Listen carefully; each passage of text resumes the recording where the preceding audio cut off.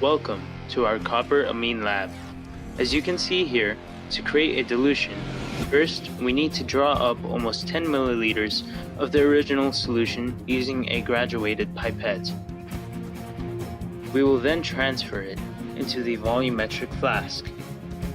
Afterwards, we'll add water until the mark on the flask is reached and a meniscus is formed. We repeat this process 2 more times, but the only difference is that for the second dilution, we transfer about 10 milliliters from the first, and for the third dilution, we transfer about 10 milliliters from the second.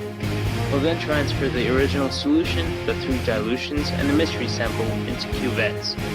We'll then use the spectrophotometer to get the reading of the optimal wavelength by using the scan application of the computer.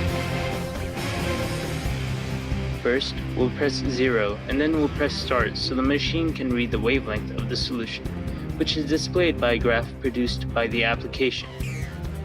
Now, we are ready to read for absorbance.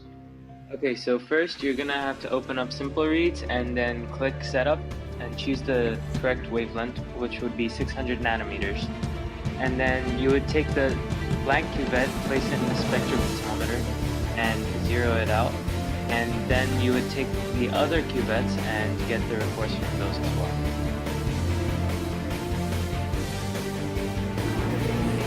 So as you can see here, we calculated concentration using M1V1 equals M2V2. We took the stock solution, which was 0.02 molarity, and then we used the transfer volumes here and plugged them in to find the molarity of each, or the concentration rather, of each solution. We then plugged that into Excel along with the absorbance, which we found using the spectrophotometer, and it gave us this graph.